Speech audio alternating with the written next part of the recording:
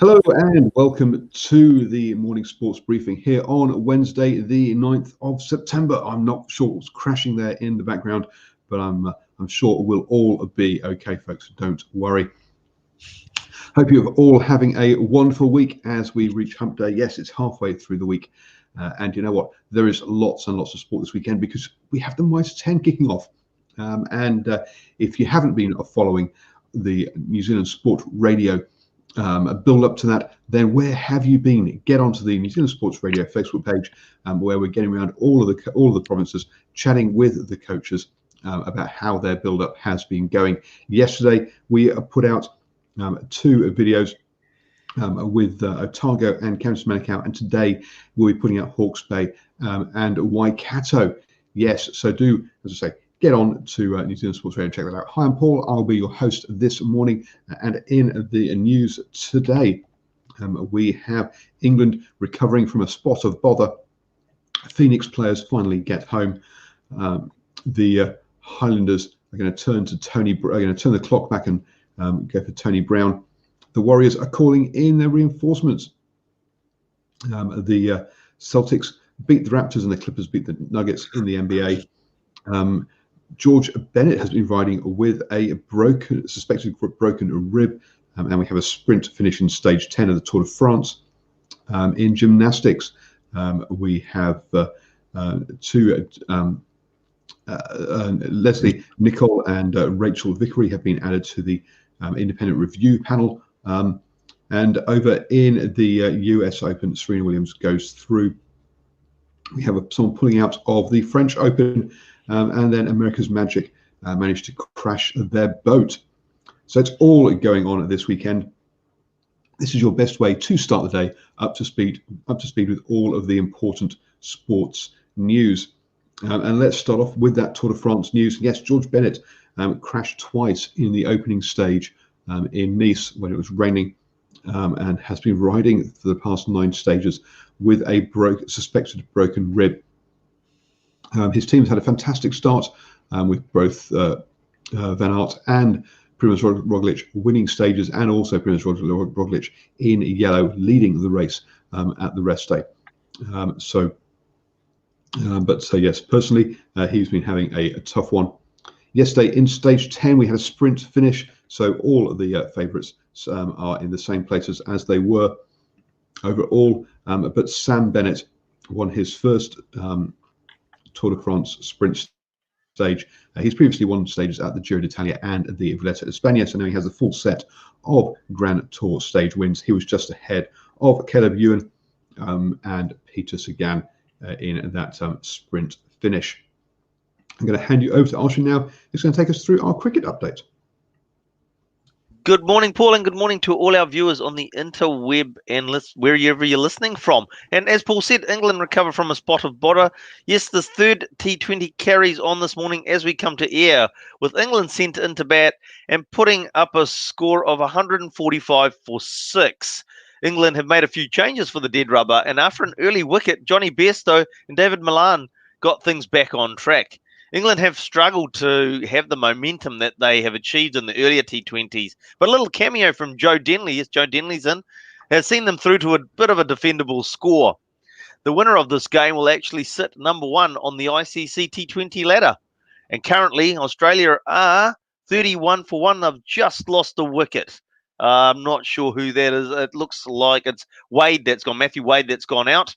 And they've actually changed their side around as well with no David Warner.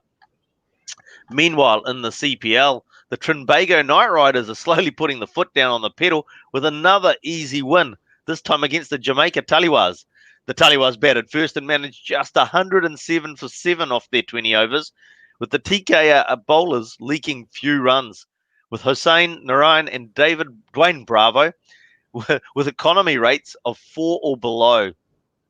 TKR cruised through to the total target in just 15 overs for the loss of only 1 wicket. The game later today is between the Guyana Amazon Warriors and the St. Lucia Zooks. It's a key game with both teams sitting on 12 points on the table and sitting in second and third positions on the table respectively. Now, with a gap opening up to the Taliwas, who are on fourth position, sitting on 7 points. The Australian government is poised to give exemption to India to enter the country, will allow their lucrative summer test series to proceed. As has been mentioned way back from the cricket desk on the morning sports briefing, India will quarantine and train at the new hotel, which is attached to the Adelaide Oval. Perth was also an option, but the Western Australian government said no. At this stage, the Boxing Day test is still scheduled for MCG, but should COVID-19 cases not decline or even get worse, the Boxing Day test will most likely be held in Sydney, which will mean that there will be back-to-back tests in Sydney, with the Boxing Day test followed by the New Year's test. And this week's hot topic on Swinging from the Hip: what is going to happen in cricket, club cricket, and what's it going to look like with the COVID-19 environment? It's not as simple as it seems. I was having a chat with one of the friends of our show, Hussein, last night, and there's quite a lot to it. So we'll be discussing that. So make sure you tune in to be part of the conversation with your views tomorrow night, 8 p.m, Swinging from the Hip. And Paul, that's our cricket news for today. Thank you very much, Ashwin, and I'll hand you over to Stephen, who's going to take us through our birthdays this morning. Good morning, everybody. I'm still trying to work out what is a taliwa. What is a taliwa? I've actually have had this on before, and mine's gone blank. I will find that out, and I will come back tomorrow and go through what a taliwa is. It's got to be something exciting. Make sure you tune in tomorrow morning to find out what a taliwa is. Absolutely. Well, good morning, everybody, and welcome to New Zealand Sport Radio. And in birthdays this morning, a man who turned from league to boxing to community leader, a All Black who followed in his father's footsteps, and finally a rugby league player who won the 2014 NRL Golden Boot Award. And that's where we start our birthdays this morning. Taliwas, can't get it out of my mind. Shaun Johnson, born this day, the 9th of September 1990, is a New Zealand professional rugby league footballer who plays as halfback or first 5 or 5/8 for Cronulla Sharks in the NRL in New Zealand at international level. He previously played for the Warriors. Johnson played for the NRL All-Stars in 2013, and in 2014 he won the Golden Boot Award for the world's best player. Staying with the oval ball game, but the 15-man code. Anton Oliver, born this day, the 9th of September 1975, is a retired New Zealand Rugby Union player. Previously, he played as a hooker for Marlborough, one of the predecessors to today's Tasman side, and Otago in the National Provincial Championship and the Air New Zealand Cup. Wow, those are names from the past. And he spent 12 seasons with the Highlanders in Super Rugby. He earned 59 caps for his country, and for a period was the All Blacks captain. Just a reminder too, his father, Frank Oliver, also played for the All Blacks. And finally, David Letelli, born this day, the 9th of September 1979 in Auckland, New Zealand, also known as Brown Butterbean, is a professional boxer. And I'm going to bring up some stats on David as well. Now, David originally played rugby league at an early age, to the point where he was actually training with the New Zealand Māori representative team. However, Letelli wasn't able to played due to shattering his knee, but he also attracted the attention of the NRL, the New Zealand Warriors, but once again, injury intervened, and he also went on to play for a minor premiership team, the North Sydney Bears, who used to be an NRL side, but then once again, injuries took its toll. So he basically went on to become a boxer, and a lot of his original fighting was with the Duco Events card before turning pro. He has his nobility as a professional boxer, public figure, and a unique, prolific contributions to field entertainment. And he's also obviously had that character, Butterbean. He was a very, very big guy. But he back in 2016, Letelli lost over 90 kgs, and his weight loss has inspired a lot of people in terms of health and wellness journey. So he's created a Facebook, which has got over 5,600 followers, and very, very interesting guy, very motivational, and he still does a heck of a lot in the community. And in 2017, he received a special award from the Pacific People's Award at the Vodafone Events Centre. So there you go, a top man. So I hope all three have Sean Johnson, Anton Oliver, and David Latelli all have a very happy birthday today. Be a good guy to get on the show, Paul.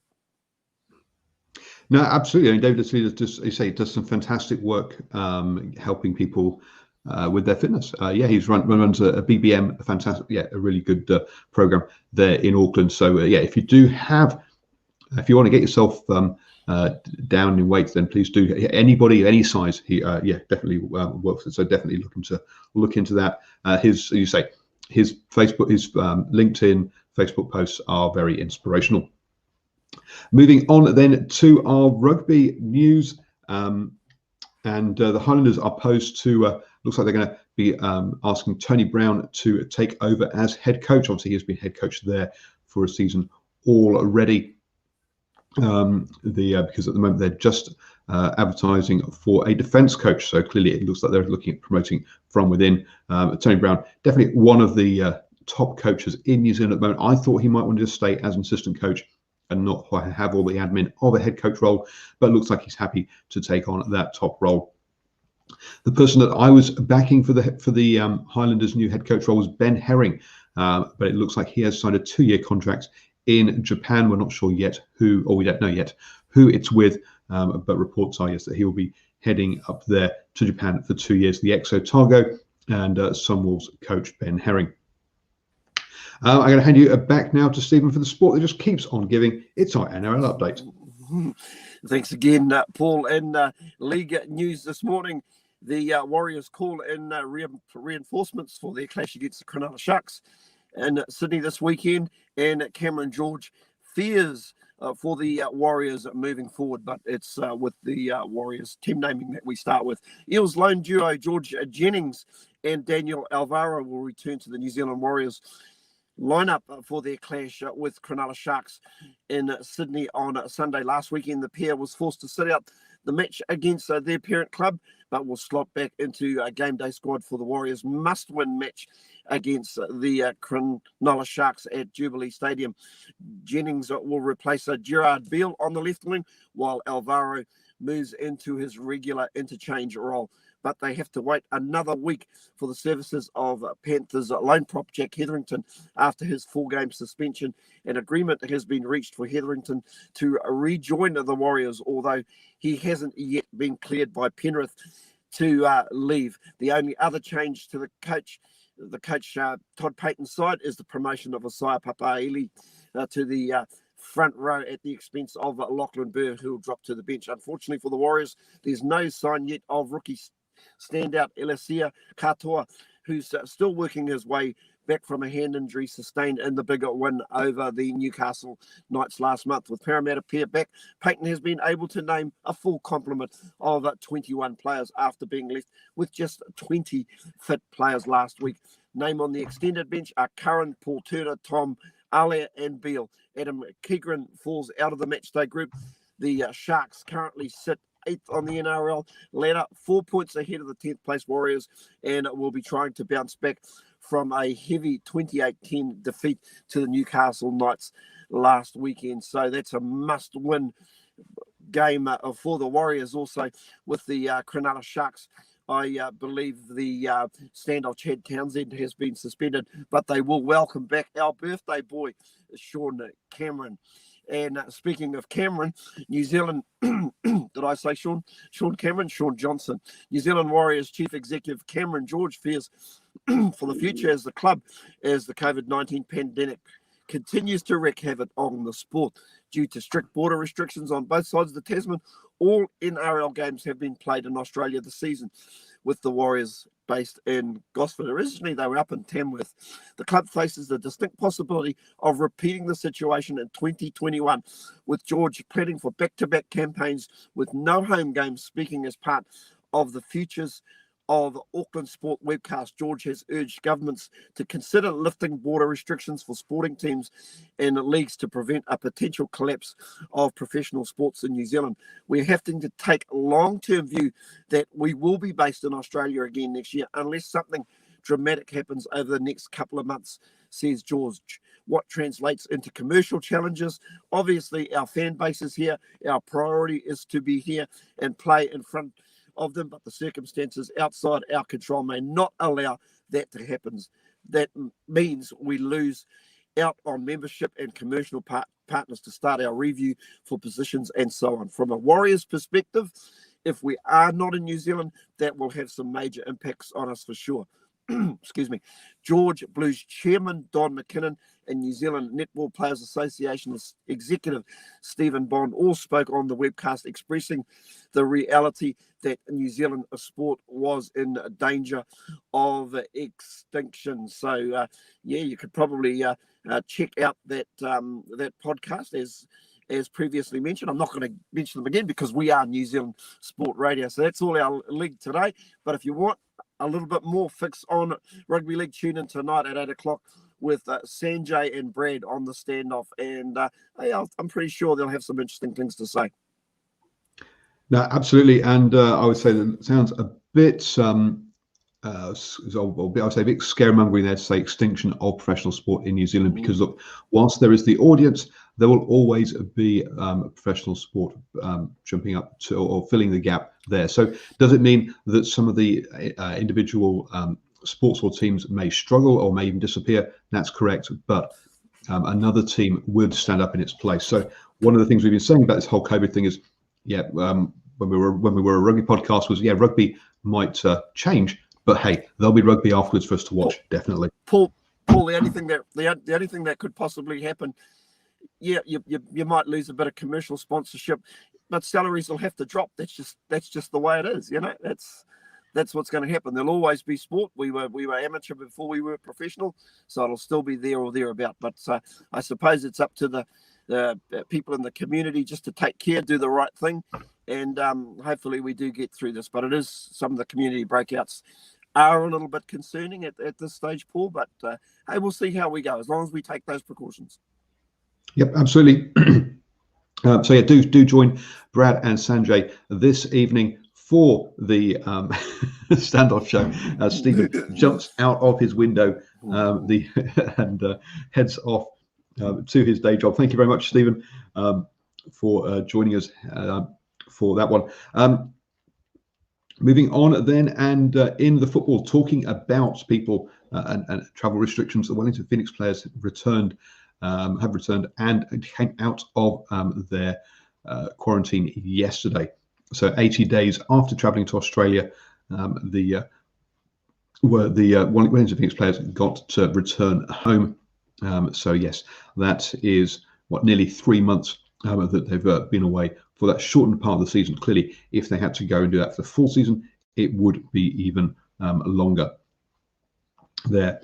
In the NBA, as we were saying, the Celtics beat the Raptors to go 3-2 up. They're just now just one game away from making it to the conference finals. And the Clippers beat the Nuggets to go 2-1 up. Still plenty of games to go in that series. Today, we will be having the other two series. So the Heat will play the Bucks. The Heat lead 3-1 in that one and could finish could go through today, whereas the Lakers and the Rockets are tied at 1-1, and their game will be at 1 p.m. today. Moving on then into gymnastics, and yes, the independent review being run by David Homan, the former head of the World Anti-Doping Agency, or WADA, has called in former Silver Fern captain and now Dr. Leslie Nichol and ex-international gymnast Rachel Vickery to help him with his independent review into gymnastics. He said it had become very clear that he would need females, sports people, as part of that review board, and that makes absolute sense. Having some people who understand what the pressures are on the athletes, and also is definitely going to be key for that review. So let's hope they get all access to all the information that they need, and they get a full review to improve gymnastics. Over in the tennis and at the US Open, 6-time champion Serena Williams came through a 3-tester to make it to the quarterfinals. She beat Maria Shakari 6-3, 6-7, 6-3 to go through. The world number 1, Ashley Barty, who is not at the US Open, had decided that she will not defend her French Open title either, has decided that she will not be going to that tournament. She's explaining that it's been very difficult, that she's been unable to train because she lives in Brisbane and her coach has been based in Melbourne, obviously due to COVID-19. There's travel restrictions, etc. That means that she's not been able to train properly ahead of the French Open, so has decided that actually she will not be going to that event. Just don't forget to like our Facebook page, because this weekend we will be getting to a number of Farah Palmer Cup and Mitre 10 Cup games, bringing you post-match interviews. We will be at Harbour versus Bay of Plenty for the Farah Palmer Cup game on Friday, followed up by the Harbour versus Canterbury Mitre 10 Cup. Then on Saturday, we'll be at Waikato versus Taranaki in the Farah Palmer, before watching Waikato versus Wellington in the Mitre 10 Cup. Jumping in the car, driving up State Highway 1 to Counties versus Tasman in the Mitre 10 Cup. Then on Sunday, it's a road trip up to Northland for Northland versus Auckland in the Farah Palmer Cup, and Northland versus Manawatu. So that's right, yeah, 7 games we'll be covering across the Mitre 10 Cup and Farah Palmer Cup this weekend.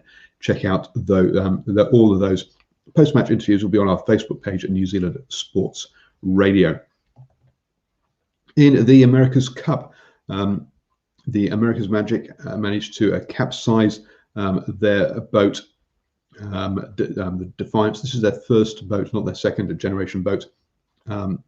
Whilst training, they were able to quickly get it back upright and continue on with their training. All that American Magic will say is that that they had a full session on Sunday. They won't not going to comment on the incident apart from that.